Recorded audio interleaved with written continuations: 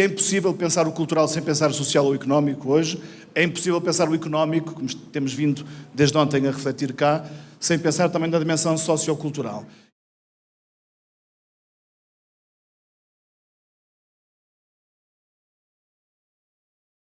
Muito boa tarde a todos.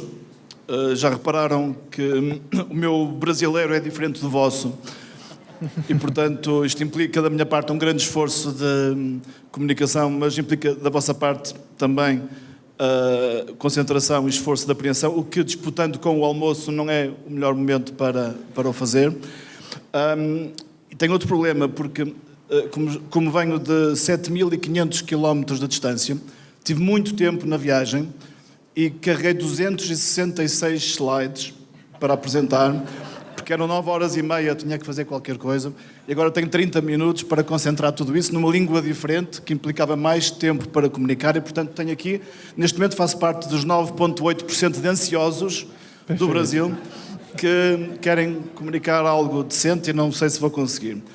Mas antes de mais agradecer ao Domingos Leonel e ao PSB o convite.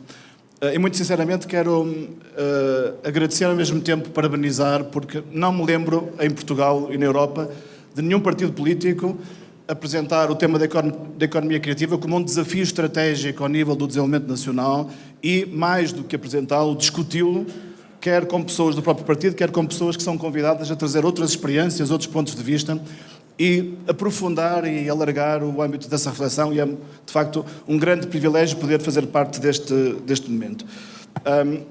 Aquilo que a minha apresentação rápida foi feita, mas só uma nota rápida também. A minha base de trabalho é o território. Não é tanto a academia, não é tanto a dimensão científica ou tecnológica.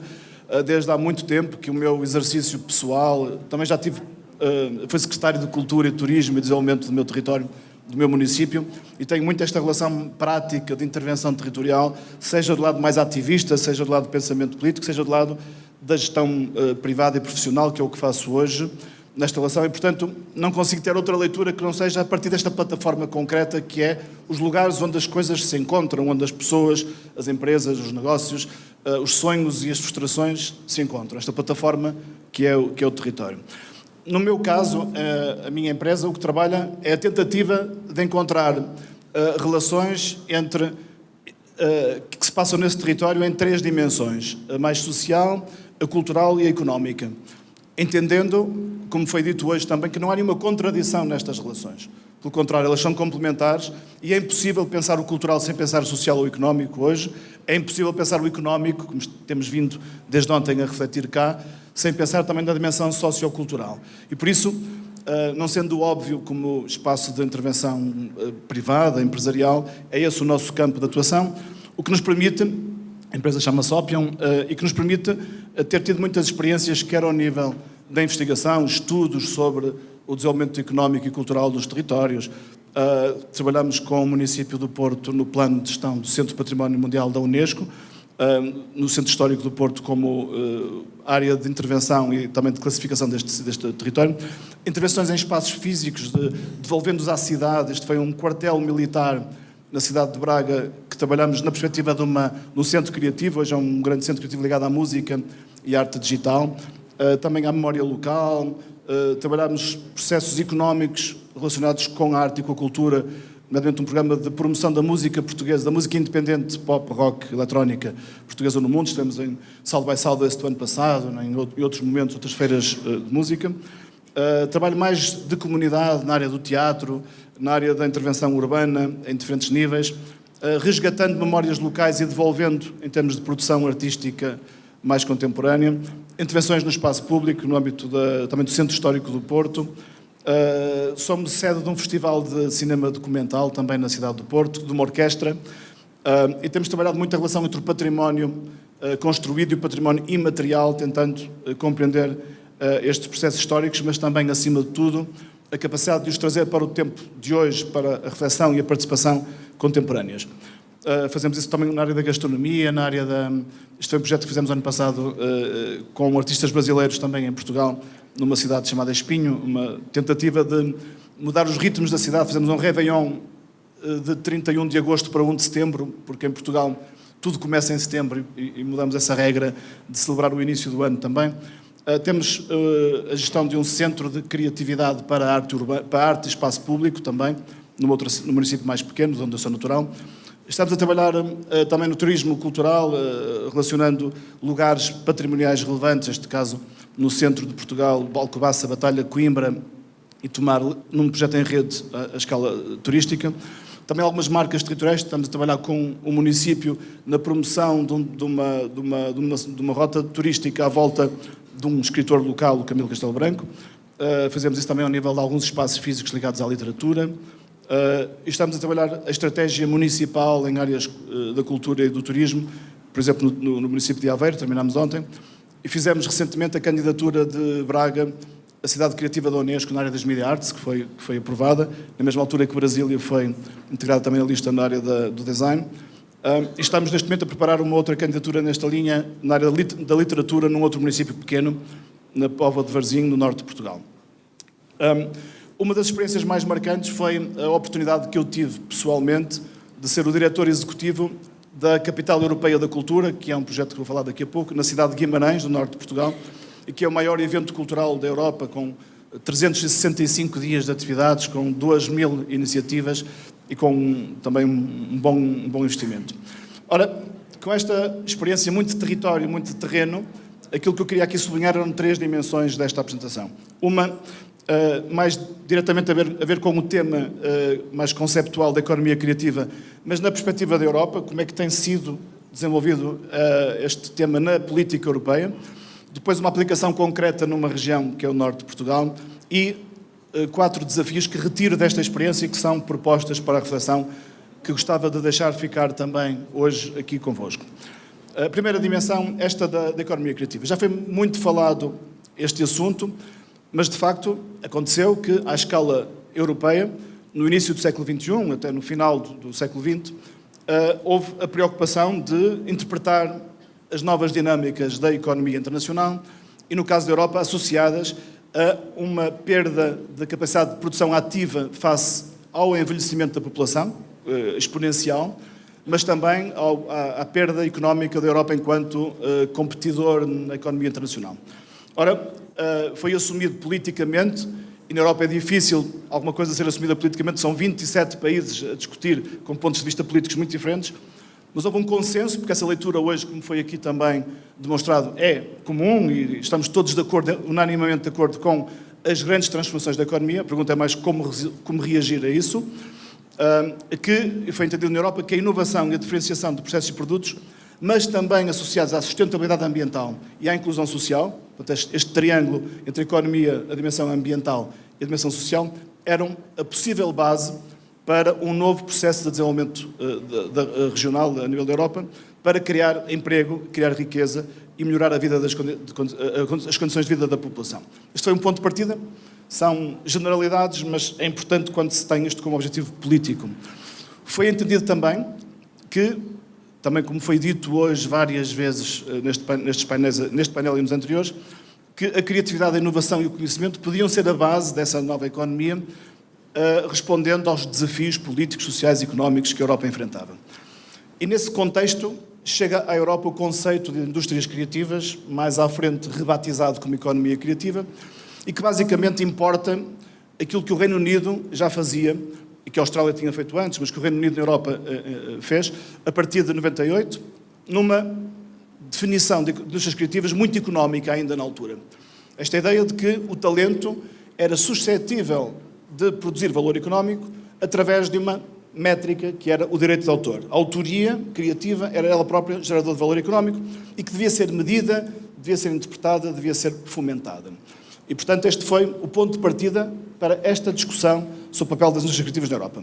O Tony Blair, em 99, e está referido nos documentos do PSB, assumiu que, de forma que a nação inglesa, o Reino Unido, tivesse um novo desenvolvimento económico, era importante compreender que era necessário transportar a economia do músculo para o cérebro, da capacidade produtiva industrial para a economia do conhecimento. Foi esta a matriz de pensamento político, também ideológico, que esteve na base de toda esta retórica.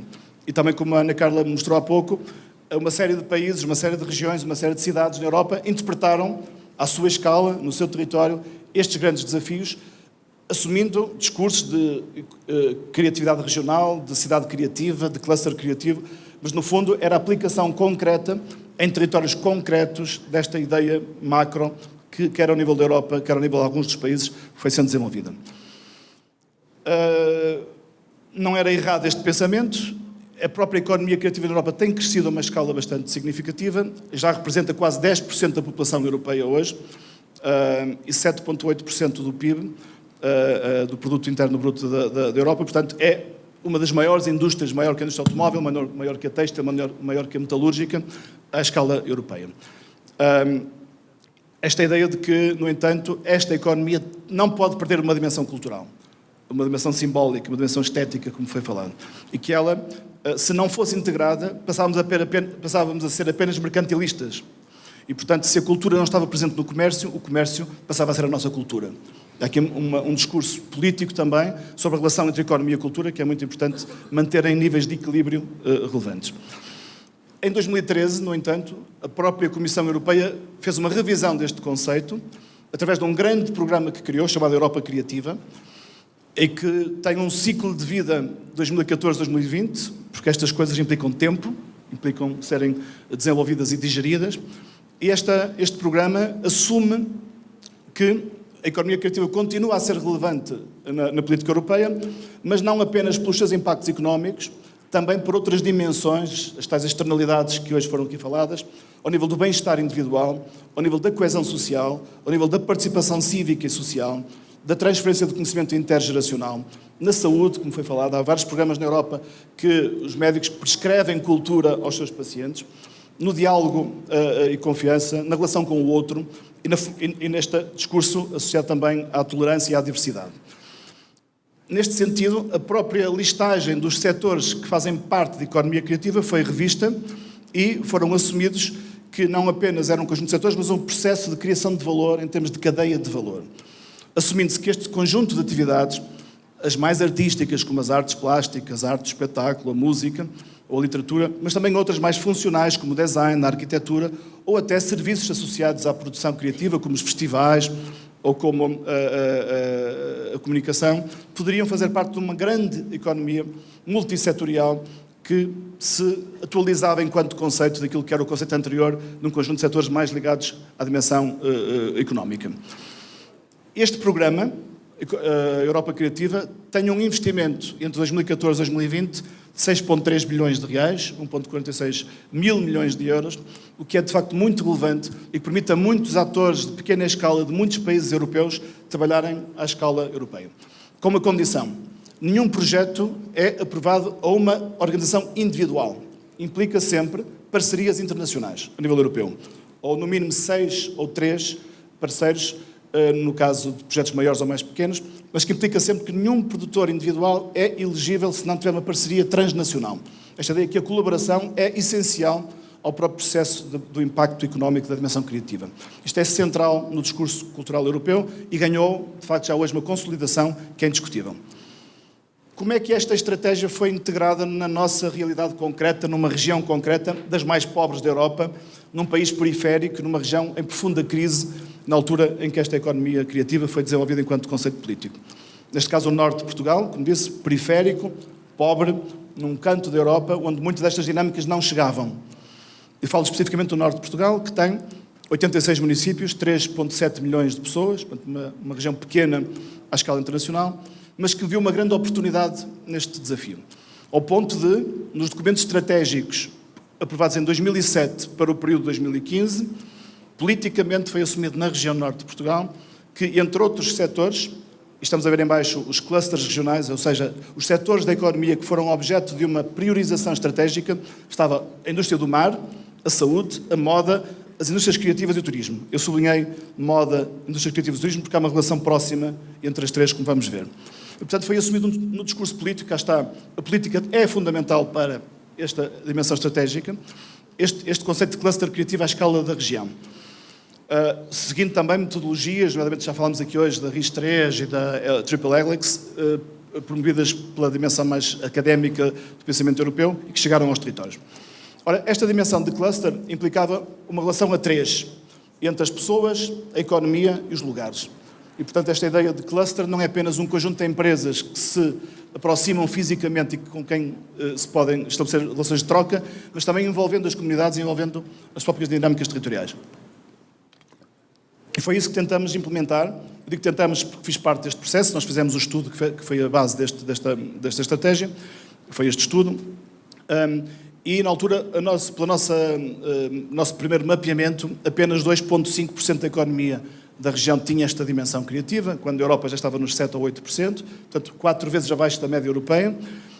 E constituímos uma estrutura, que entretanto já foi transformada noutra coisa, que era uma estrutura de relação intersetorial, juntava universidades, municípios, empresas, artistas, na mesma plataforma política e de intervenção. E foram desenhados 3 grandes eixos de política pública. Um relacionado com as pessoas, que tem a ver com a dimensão empreendedora, com a dimensão educativa, com a dimensão também de reter talento no território.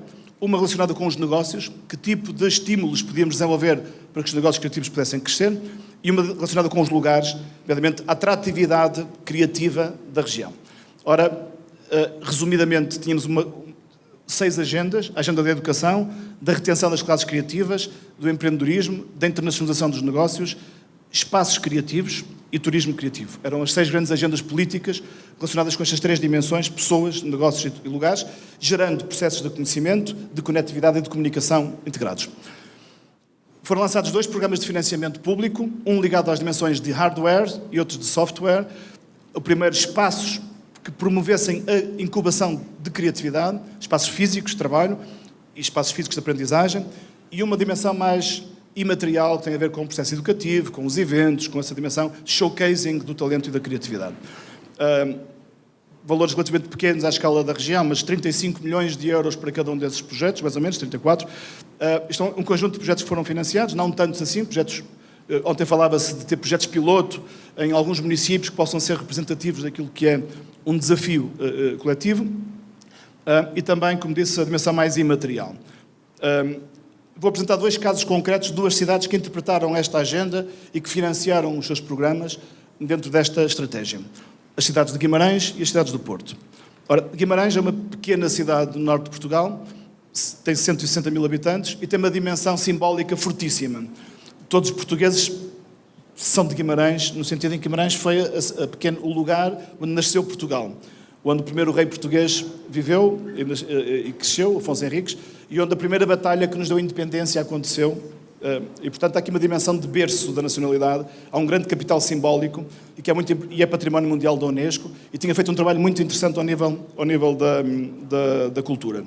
Ora, houve um investimento de 18 milhões de euros num programa que era esta tal Capital Europeia da Cultura, que é um evento promovido pela União Europeia, pela Comissão Europeia, e que acontece em cada ano em 2 cidades na Europa, que são capital de toda a Europa. Imaginem uma pequena cidade de 160 mil habitantes no norte de Portugal ser a capital cultural de toda a Europa. É este o desafio. O que é que eu posso fazer para ser mais europeu, mas o que é que eu posso fazer para levar a minha cidade mais à Europa? Como é que posso estabelecer este intercâmbio cultural entre a minha cidade e o resto da Europa? E é um desafio que vem desde 1985, um programa que tem já uma grande história e que passou por cidades como Atenas, Florença, Amsterdão, Berlim, Paris, Glasgow, Dublin, Madrid, e que chegou a Guimarães, a pequena cidade de Guimarães. Portugal já teve uma capital europeia da cultura em Lisboa e outra no Porto, e era a terceira cidade que tinha este evento. Evento que tem um conjunto de características ligadas à regeneração de cidade, à elevação do perfil da cidade à escala internacional, de melhorar a imagem da cidade para os próprios habitantes, envolvendo-os no processo, impulsionar turismo, mas, acima de tudo, estimular a vida cultural da cidade. Ora, há 6 critérios, que há um júri europeu que avalia as candidaturas das cidades, todos os anos, sabe-se, Portugal vai ter uma próxima cidade de capital europeia da cultura em 2027, e já há 10 cidades a preparar-se para isso em Portugal. Há uma grande dinâmica à volta deste assunto, são estas as dimensões que são estudadas, e, no nosso caso em concreto, são imagens de algumas cidades capitais europeias da cultura. No caso de Guimarães, assumimos 3 dimensões: a cidade como escola, a cidade como laboratório e a cidade como palco. A ideia de que a cidade é o lugar onde se transfere conhecimento, é o lugar onde se experimenta a inovação e é o lugar onde se mostra aquilo que se é capaz de fazer ao mundo e que se atrai o mundo para a própria dimensão local. E foram estas 3 dimensões associadas a um princípio transversal, que era o cidadão enquanto proprietário do projeto, enquanto proprietário, enquanto curador, enquanto criador, enquanto produtor, envolvendo em todas as ações os cidadãos da cidade. Eu vou mostrar muito rapidamente algumas imagens, quer da intervenção física na cidade, quer da dimensão mais cultural, no sentido dos eventos. A primeira coisa, era uma cidade têxtil em decadência. Grande parte da produção industrial têxtil tinha desaparecido da cidade, para a China, para o Norte da África, etc. E havia muitos espaços físicos, antigas fábricas de 3.000, 4.000 trabalhadores, que estavam desocupados, e foram esses os lugares que foram intervencionados na produção cultural. Desde ligados ao design, ligados à arte e à ciência e à arquitetura, ligados à arte contemporânea, sempre espaços industriais têxteis que foram transformados em espaços criativos, à memória, à paisagem, à arte contemporânea, mais uma vez. E, portanto, foi muito esta ideia de recuperar a indústria, transformando, mas também reocupando os lugares da cidade. Também muita intervenção no espaço público, um grande trabalho ao nível da cidadania e usando a cidade como palco, como se fez uma grande projeção na principal praça da cidade, que foi o espetáculo de abertura em janeiro de 2012 e que percorreu, enquanto espetáculo, vários momentos durante o ano. Muito trabalho na área educativa, na área do voluntariado, muito trabalho junto às populações locais que não frequentavam a atividade cultural, um trabalho também sobre o espaço urbano, sobre a fabrico digital, sobre o design, sobre a moda, sobre a retenção de talento e o empreendedorismo. Muito daquelas agendas que falámos transformadas em realidade numa cidade concreta com problemas graves, com 15% de desemprego na população jovem, mas também afirmando a sua identidade. Por exemplo, são espetáculos que fizemos em casa das pessoas. Os artistas ocupavam espaços privados. A minha sala era um espaço para um espetáculo. Eu abria a porta da minha casa para que as pessoas viessem. Os turistas vinham assistir a espetáculos na minha sala, em casa, como aconteceu em muitas casas da cidade. Esta ideia do público e privado se relacionarem. Muita nova criação. Fizemos muito trabalho ao nível do cinema, por exemplo. Estreamos um filme em Cannes com Jean-Luc Godard, o Peter Greenaway, em 3D, foi uma grande estreia internacional. Muito cinema ao ar livre também, muito trabalho a nível da arquitetura, do design, da arte contemporânea, da educação. São algumas imagens de eventos. Criamos uma orquestra sinfónica numa cidade que não tinha hábitos de música orquestral. Isto foi um concerto com 5.000 pessoas a participar como músicos e cantores, com um maestro internacional também. Esta ideia também da cidade enquanto, disse, lugar de experimentação da própria arquitetura e do design. Transformamos a cidade como em agosto em Portugal, toda a gente vai para a praia e a cidade não tinha praia. Transformamos a cidade dela própria numa praia com a ocupação dos espaços de água como espaços de lazer. Inclusive fomos referidos pela revista Época, como um caso interessante. A dimensão turística, todos nós que fazemos parte da estrutura fazíamos de guias turísticos e convidámos as pessoas da cidade a fazerem de guias turísticos improváveis, era assim que chamamos, esgotou sempre este programa. E, em termos de impactos, houve um impacto na economia de 167 milhões de euros durante um ano, numa cidade pequena, só num projeto cultural e criativo, dos quais valor acrescentado 85 milhões de euros, 2.000 postos de trabalho criados, 1,5 milhões de pessoas que foram à cidade naquele ano consumir cultura e também economia criativa, aumentou o público nos museus em 60%, a procura turística em 110%, 1.158 notícias na imprensa internacional, uma cidade micro, no New York Times, no Financial Times, no Wallpaper, em grandes revistas internacionais. Inclusive, a cidade foi identificada como um dos 12 destinos turísticos do mundo naquele ano pela Lonely Planet. E, portanto, há aqui um grande impacto ao nível económico, mas também ao nível identitário, ao nível de sentimento de pertença da população. Esta era a marca que nós usávamos. Isto era a logomarca, que ela própria era ágil e era flexível enquanto cor, enquanto textura, e as pessoas ocuparam os seus próprios espaços privados com a marca do projeto, interpretando-a para a sua própria atividade comercial. Isto foi um projeto espontâneo, não foi organizado por nós.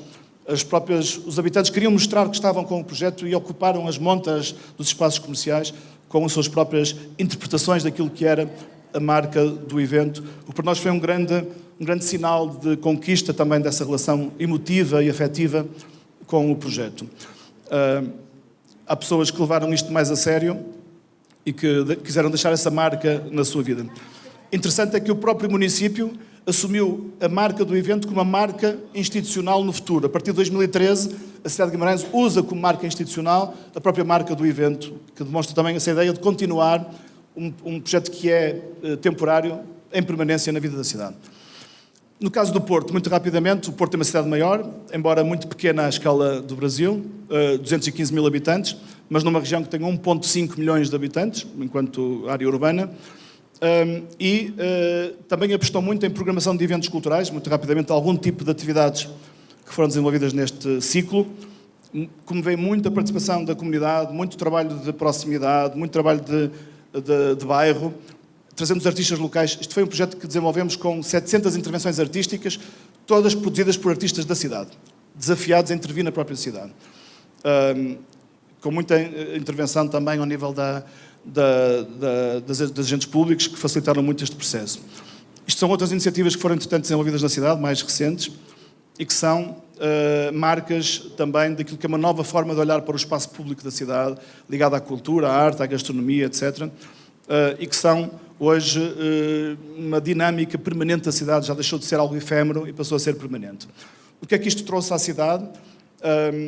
Uma dinâmica de negócios criativos que aproveitaram esta oportunidade, e a própria Universidade do Porto criou um centro de incubação só para negócios criativos, com o apoio do município, com muito bons resultados, são alguns dos projetos que estão incubados, e que gerou uma dinâmica de inovação tecnológica e criativa, ao ponto de termos hoje uma estrutura só responsável pela atração de investimento de startups criativas e tecnológicas na cidade, que é o Invest Porto, tem um website que podem pesquisar, e conseguiu trazer uma série de novos investimentos internacionais para a cidade, empresas internacionais que vieram à procura também dos engenheiros formados pela Universidade na área da programação, na área do design, e que fez com que o Porto fosse considerada a cidade mais amiga da startup na Europa nos últimos anos, o que é uma grande evolução para um território com um grande problema económico de partida, um grande problema de integração dos jovens, e em que uma empresa local foi recentemente já inscrita na Bolsa de Nova Iorque,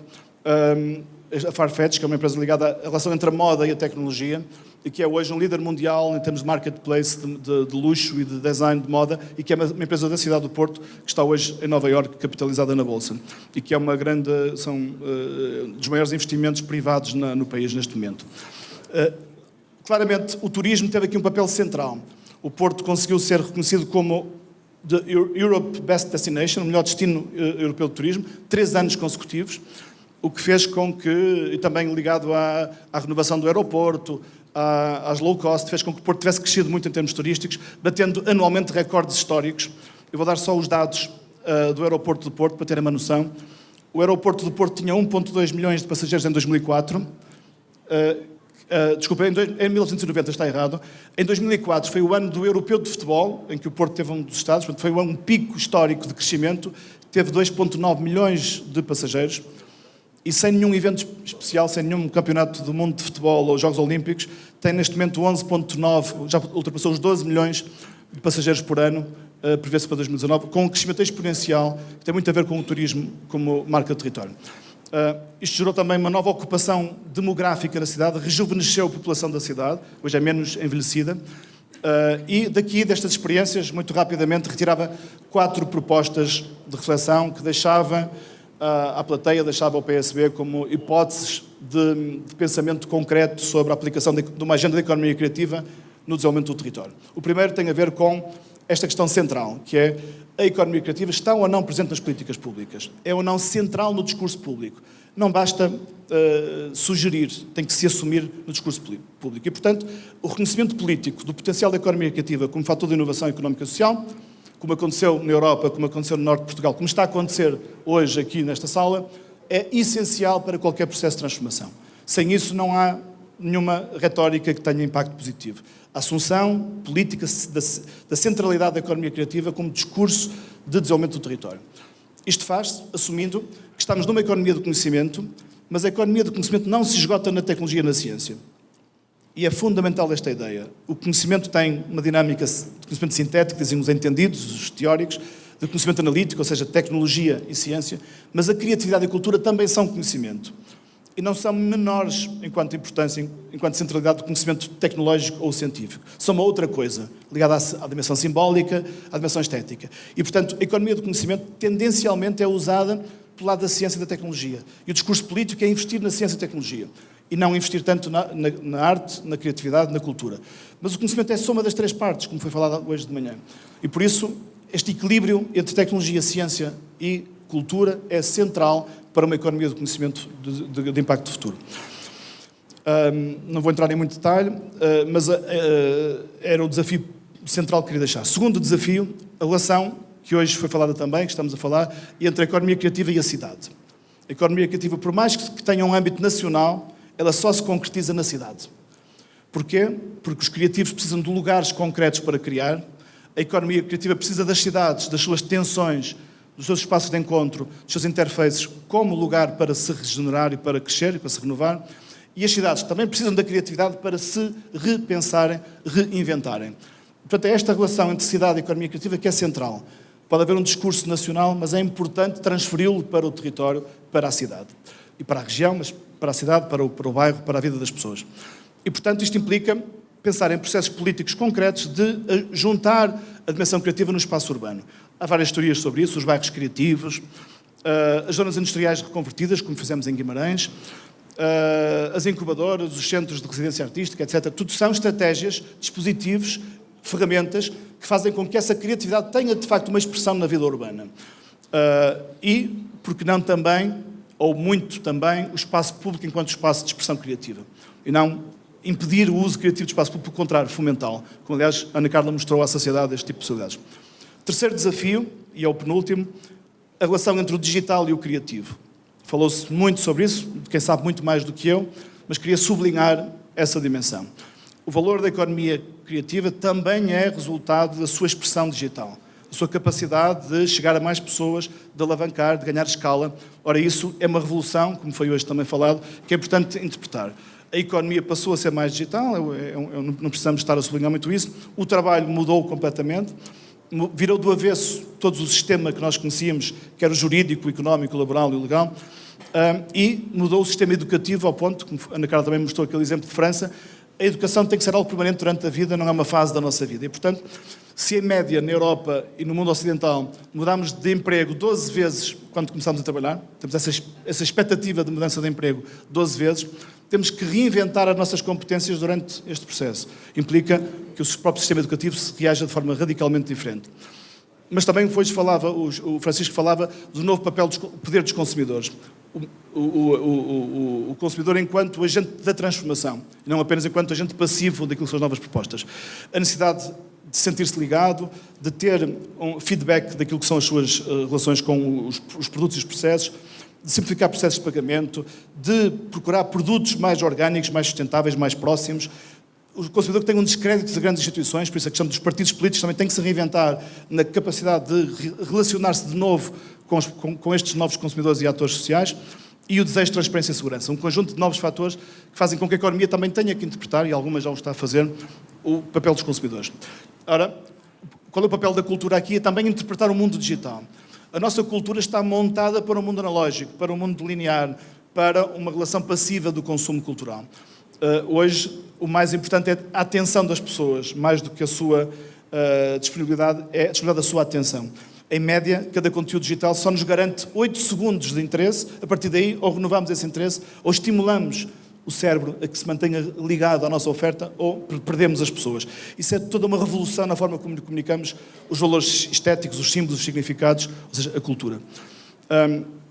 Por último, só uma nota rápida, também a questão de valor económico ligado à criatividade. Eu vou só mostrar aqui um dado muito importante, que é uma teoria que eu gosto de sublinhar de um autor italiano, que é professor em Harvard, que esta ideia de cultura 3.0, e que deixa de ser apenas uma lógica de mecenato cultural do Estado, ou do privado, ou da Igreja, como foi no passado, ou das indústrias culturais enquanto processos industriais de cultura, mas entrar numa outra dimensão, que é esta cultura de significados. Ou seja, todos nós somos produtores culturais, todos nós temos um feedback sobre a nossa produção.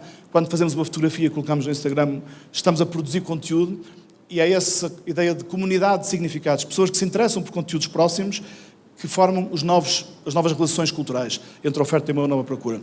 Ele organizava isto em 3 blocos: a cultura 1.0, em que a Europa foi líder, a cultura 2.0, em que foi a América que liderou, e uma cultura 3.0, que é a Ásia que está a liderar, e que tem muito a ver com esta ideia da partilha, do digital, das comunidades de significados, e que é uma transformação profunda também do sistema cultural, do sistema criativo internacional. Quarto desafio e último, o turismo. A nossa experiência é que profunda crise que viveu a economia portuguesa, que teve uma recuperação nos últimos anos, teve como indústria central o turismo. O turismo foi a salvação da economia portuguesa nos últimos anos. Isto, relacionado com o tema que estamos a falar, com o território e com a criatividade, é óbvio. É uma relação nova que temos que saber explorar. Só que não é o turismo de sol e praia tradicional, em que temos umas fotografias bonitas numa feira de turismo e que as pessoas vinham consumir e ficavam 10 dias ou 2 semanas fechadas num hotel. Não é esse turismo que estamos a falar. O turismo criativo é outra coisa. Implica perceber que se viaja muito mais, que se procuram coisas diferentes. Esta questão do viajar muito mais tem, por exemplo, esta nota. Em 1950, 1 em cada 1000 habitantes do planeta fazia uma viagem internacional por ano. Em 2050, 1 em cada 2 habitantes do planeta vai fazer uma viagem internacional. O turismo vale 10% da economia mundial. O turismo, por cada 30 novos turistas que chegam a um lugar, cria-se um posto de trabalho, um emprego. E eu ontem encontrei não sei se é verdade, eu não quero estar a criar polémica, mas ontem vi este artigo e não quis deixar de aplicá-lo. Como é que é possível que o Brasil tenha estagnado a sua procura turística em 5 milhões, 5 e pouco milhões de pessoas, quando em todo o mundo está a crescer exponencialmente? Há uma riqueza, uma diversidade, uma qualidade daquilo que são os recursos turísticos do Brasil, que é dos melhores do planeta, sem dúvida, eu tenho o privilégio de os conhecer. E como é que é possível que a indústria não esteja a crescer, a acompanhar a dinâmica internacional? É um caso que, na minha opinião, deve ser ligado a este tema da economia criativa, fazendo triângulo com a dimensão digital e com a dimensão turística. É central, no nosso caso, pela nossa experiência, foi central.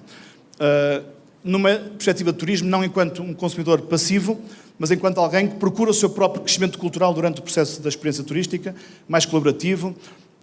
Na nossa opinião, também, a experiência que tivemos é que o turista não quer ser turista. Ele quer sentir-se parte da comunidade que visita, quer sentir-se residente temporário, mesmo que seja temporário, e quer o autêntico, quer o real, não quer fotografias tratadas, quer sentir a realidade e, portanto, a comunidade é que é o destino, já não o lugar. É a relação com a comunidade que é o destino da experiência turística. Os turistas querem criar a sua própria experiência, ou querem ser co-criadores dessa experiência, e isto abre muitas oportunidades para o Brasil e para o mundo, nesta relação da proximidade, identidade, autenticidade. E, como dizia Einstein, a informação não é o conhecimento é baseado na experiência. E só podemos ter, de facto, um turismo que seja reativo a este contexto económico, se souber gerar essas experiências ao turista. E o digital aqui tem um papel central, por isso a relação entre as 4 agendas que falava. E vou terminar só com um pequeno vídeo, que é estreia mundial. A minha empresa está a trabalhar com o turismo no centro de Portugal, que é uma zona menos óbvia em termos turísticos, não tem aeroporto internacional, está entre Porto e Lisboa, portanto tem menos fluxos turísticos, tem maior diversidade, e tentamos interpretar esta nova dinâmica do turismo. E a semana passada, na Feira Internacional de Turismo de Lisboa, apresentamos um novo vídeo, que de alguma forma é um conceito de comunicação turística que queríamos explorar, que é esta ideia de que cada turista pode criar a sua experiência, mas ela começa pelo digital. E por isso inventamos um spot turístico de 2 minutos, simulando uma experiência digital, um jogo, que se transforma em realidade. Aqui, só uma nota de interpretação cultural local. O objetivo do jogador é atingir um resultado que é surfar a onda maior do mundo, que é no centro de Portugal, na Nazaré, e há uma figura icónica, que é um surfista americano que fez essa onda, que é o McNamara, e portanto o objetivo do jogador é chegar ao McNamara. Só esta explicação rápida, e vou passar então o vídeo. Muito obrigado pela vossa atenção.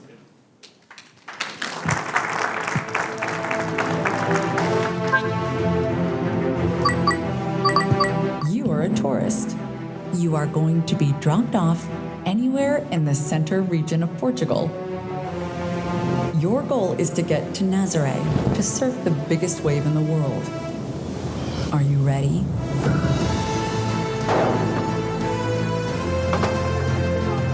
Here in the center region, anything can happen. This territory has, by far, the best that Portugal has to offer. You have to find your way.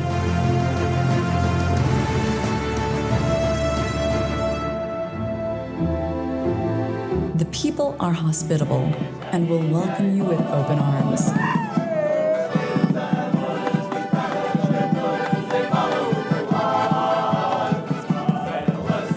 The distractions are countless.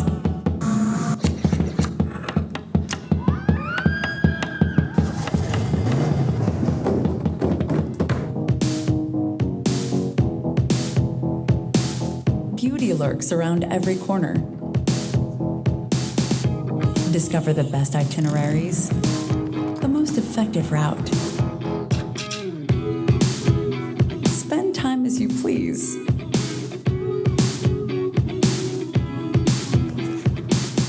But do not forget, you have to earn points and lives. You need energy.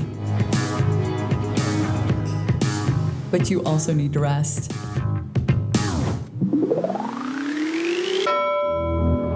You are here to have fun, to live an adventure, but you also have to accomplish some tasks. The excitement never stops. Along the way, you will find objects, which you must keep not only to evoke the good times, but also in case of need. Only when you reach your destination and achieve your goal will the game be over. This is not a game. This is real life. Are you ready? Turismo Centro, Portugal, a country within the country.